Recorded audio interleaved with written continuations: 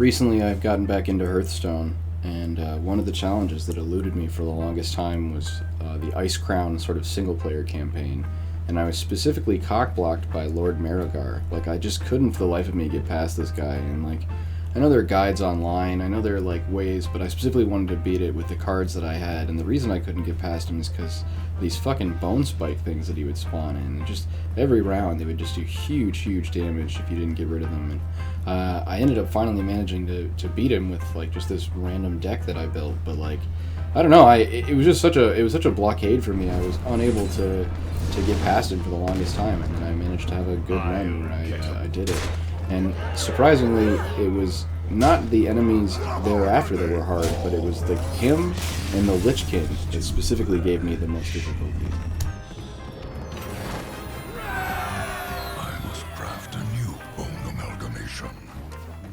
Maybe a golden one. Again, it could easily just be luck, and I don't know that anyone else had the difficulty that I did, but using my custom-built Ice Bitch Jihad deck, I just had a lot of intro aggro stuff early on, and then I used spell damage to kind of foster some fireball stuff, and was able to just consistently get rid of the totems, or at least get rid of them before they did fatal damage to me. And then, like I said, at the end there, you were able to see me do some damage. I think a big thing that helped was not only the spell damage, but also just any stuff that can take a hit in that early round is solid.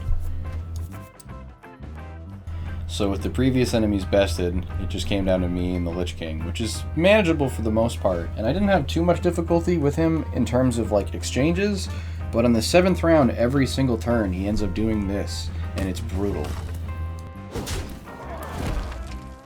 On the 7th turn, he always draws his sword. The sword enables him to become invulnerable and summon these 6 dudes.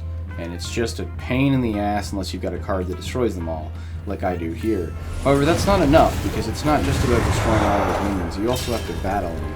And I can tell you that it's a bit of luck of the draw, a bit of execution, and pressure, but for me it's like, even surviving Wave 7, even surviving like the 7th layer of the 7th round is so crushingly brutal, because it's just like he ends up dropping all of this like tanky defensive stuff, and I don't know, I just felt like by the time I survived the onslaught over and over again, I was just getting my ass handed to me.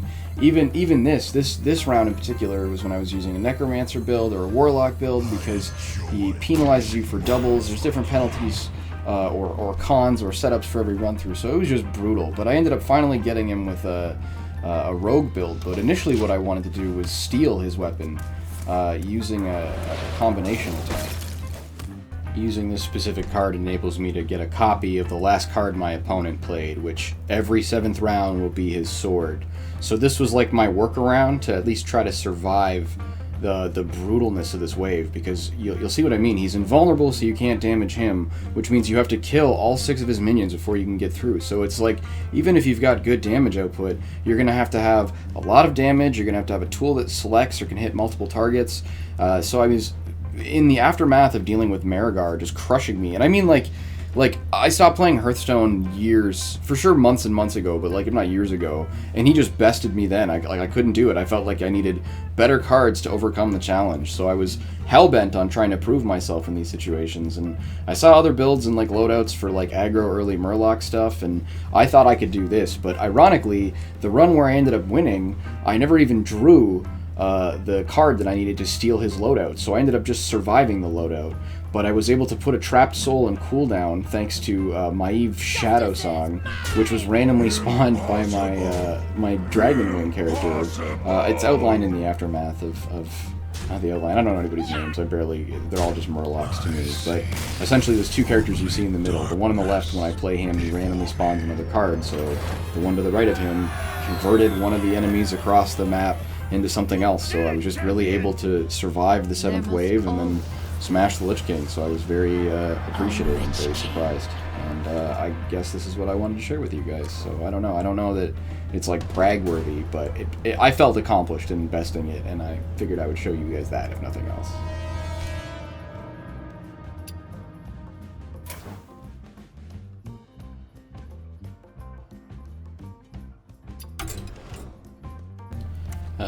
I saw online it was actually a really good idea that since when playing a rogue he removes all your spells, that you can better ensure that you get the cards that you want. So I went with a very aggressive early class build, like a lot of 1s, a lot of 2s, stuff that I could combine, Murlocs, anything early pressure. And then I also wanted to make sure that I had Vanessa Van Cleef for the sword steal, which, like I said, I ended up not ever using. So if nothing else, Brightwing was just random. I just needed a 3 that did some damage, but obviously it came in really handy in this run. But I don't have any great cards. I don't feel like I've got really good cards, but it's still possible. It's still doable. There's tons of guides online if you're having a trouble with it. I don't know that I'm an expert by any means. Obviously I'm not, but I don't know. It's doable. It was fun. I enjoyed being able to beat him with the cards that I had.